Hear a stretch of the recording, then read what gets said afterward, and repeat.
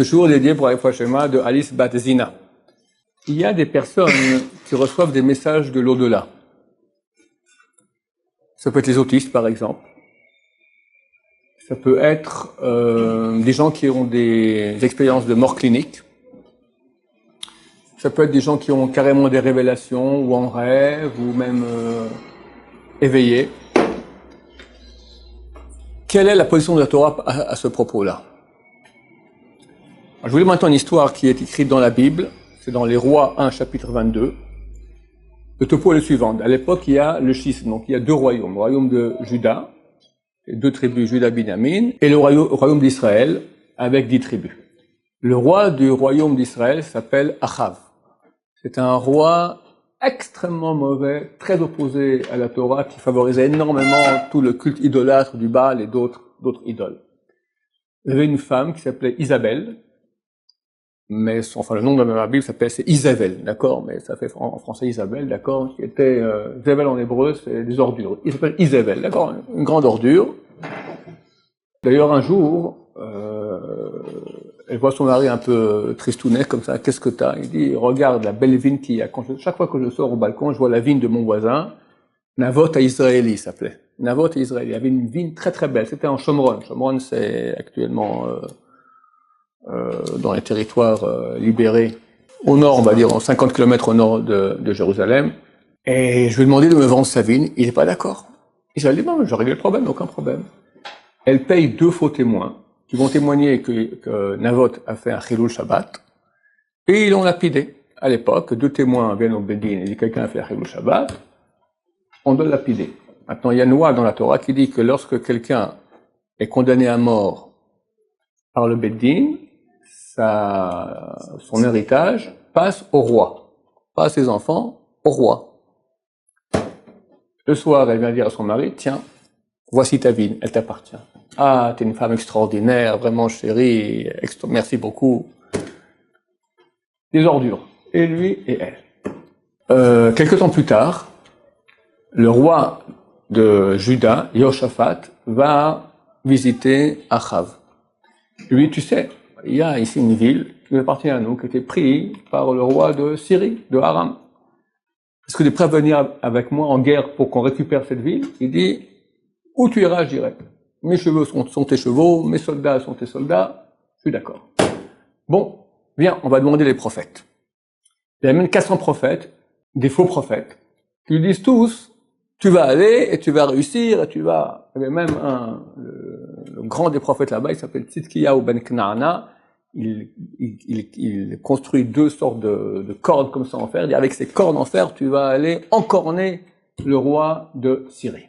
Le roi de Juda, Yoshaphat, il dit à Achav, ok, ça c'est tous tes prophètes là, je sais pas au nom de qui ils prophétisent. Est-ce que tu es un prophète de Yudke Vavke, de Hachem?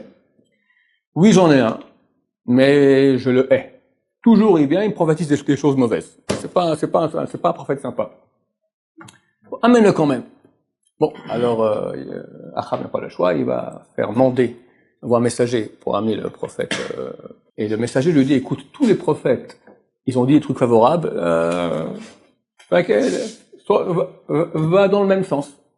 Quand je lui dis, je te jure que ce que Dieu me dira, je dirai. Il arrive là-bas. Alors qu'est-ce que tu dis? Je vous lis peut-être dans le texte. Il va auprès du roi qui lui dit, Michayahu, irons-nous en guerre contre Ramoth en Gilad ou abstiendrons-nous? On va en guerre ou pas? Il répondit, va et tu triompheras. Hachem livrera la ville au pouvoir du roi. Il dit, vas-y, tu gagneras. Le roi lui dit, combien de fois t'adjurais-je, je t'adjure de me dire uniquement la vérité au nom d'Hachem? Ne raconte pas des histoires. Qu'est-ce que Hachem t'a dit? Il veut jouer la vérité. Il a compris qu'il a raconté des bobards. Il répondit, j'ai vu tout Israël dispersé sur les montagnes comme un troupeau sans pasteur. Et Hachem disait, plus de chefs pour le diriger, qu'ils retournent chacun chez soi en paix. Ils vont perdre la guerre. Le roi d'Israël dit alors à Yoshaphat, ne t'avais-je pas prévenu que cet homme ne me prédit que le mal et jamais le bien? T'as vu, je t'ai dit, il me raconte toujours des trucs mauvais. Le prophète continue. Écoute donc la parole de Hachem. J'ai vu Hachem assis sur son trône, tandis que toute l'armée céleste se tenait debout près de lui, à sa droite et à sa gauche. Donc il voit Dieu sur son trône et toutes les armées célestes. Hachem dit, qui ira séduire Achav afin qu'il monte contre Ramoth et Gilad et y succombe? Je cherche quelqu'un qui est prêt maintenant à aller induire Achav en erreur. Quelqu'un parmi les anges, parmi tout ce qu'il y a, les êtres célestes. Mais l'esprit s'avança droit devant Hachem et dit, moi je veux l'égarer. Et comment cela demanda Hachem? Il répondit, j'irai, je serai un esprit de mensonge dans la bouche de tous ces prophètes. Dieu lui dit, tu réussiras à les tromper, va donc et fais cela. Il y a une âme, et Chazal on dit c'est l'âme de Nabot à Israéli. Nabot qui a été assassiné par Isabelle, la femme de Achav, dit, moi maintenant je vais aller me venger, faire que Achav meure. Je vais être un esprit de prophétie dans l'esprit des 400 prophètes. C'est-à-dire que les prophètes, ils entendent une prophétie d'Hachem. Ils peuvent jurer que c'est vrai. En fait, c'est un envoyé d'Hachem qui va lui tenter d'aller justement dans une chose qui est fausse, mauvaise. Alors le prophète répondit, et maintenant, oui, Hachem a mis en esprit de mensonge dans la bouche de tous les prophètes que voici, parce que Hachem a résolu ta perte. Tu vas mourir, et Hachem veut que tu meurs, donc il a fait que ces 400 te mentent. Vient Tzidkiyahu ben Knaana, le chef des faux prophètes, qui avait fait des cornes comme ça en fer, il lui flanque une tarte, et lui dit, comment l'esprit de Hachem a-t-il passé de moi pour te parler? Comment est-ce que je me suis permis de te parler? J'aurais même pas dû te parler. Le prophète répond, Michael répondit, tu le verras le jour où tu iras réfugier de chambre en chambre pour te mettre à l'abri. Quand tu vois que moi j'ai eu raison, tu vas te cacher la chambre plus profonde de chambre en chambre pour pas qu'on te voie et tellement tu auras honte que c'est moi qui avais raison. Le roi d'Israël ordonna de conduire Michayahu auprès d'Amon, le gouverneur de la ville, et du prince royal Yoash. En deux mots, il dit, mettez-le en prison. Et vous lui donnez, nourrissez-le de pain et d'eau, de misère. Rien, le minimum vital. Comme ça, quand je reviens, je m'occupe de lui. Il est parti en guerre. Et il s'est fait tuer, et le prophète avait raison. Bon, c'est la Bible sur la peine de lire, c'est très sympa. Qu'est-ce qu'on apprend de cela? On peut avoir des dévoilements venant d'en haut, de très très haut, qui sont faux. Le faux prophète, c'est pas simplement il y a des tordus menteurs qui racontent n'importe quoi. C'est tout du mensonge. Mais il y en a qui ont vraiment entendu, et qui font des choses, et ils ont même des pouvoirs des fois. Il reçoit cela du côté négatif. Il y avait un des grands élèves du Gaon de Vilna, s'appelle le Rav Shlomo Zalman de Vilna. Énorme. C'est toute la Torah. Un jour, ce Rav Shlomo Zalman de Vilna reçoit des messagers du Gaon de Vilna qui lui dit, bientôt vont se dévoiler à toi des anges de la Torah. N'apprends pas de la Torah. N'écoute pas ce qu'ils vont te dire. Deux raisons. Un, c'est nous-mêmes, on doit bosser par nous-mêmes y arriver. Deux, vu qu'on habite hors d'Israël et qu'on est dans le territoire non pur, donc tout ce qu'ils disent, c'est pas forcément vrai à 100%. Il y a des erreurs aussi qui se glissent.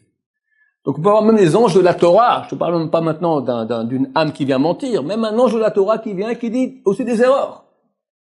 Si on n'est pas complètement dans la Kedusha. Donc c'est pas du tout évident. Lorsque quelqu'un meurt, d'accord, un non-juif, ou quelqu'un qui était loin de Torah, d'accord? Et tout coup, il a une vision, il voit des trucs qui sont pas compatibles à la Torah. On va me dire, ah, ça, il est allé dans la Maba, il a vu l'avenir, il a vu le suspendu là-bas, d'accord? L'acrobate, ou le tout gros avec, qui sourit bêtement, d'accord? Toutes sortes de trucs bizarres. Ou l'autre, avec son kéfir, d'accord? On sait pas ce que... Ah, ça se peut que c'est vraiment comme ça là-bas? Réponse, non. Quand quelqu'un meurt, il va pas tout de suite tout en haut dans le monde de vérité. On monte, etc. Les mondes qui sont en bas, c'est les mondes de mensonges. Plus on monte, plus il y a moins de mensonges, plus il y a de vérité. Mais c'est progressif. Et c'est clair que ces personnes-là, si elles sont revenues sur Terre, elles ne sont pas montées du tout beaucoup. Elles sont au premier étage, deuxième étage, pas plus. Sur 100 étages peut-être, d'accord?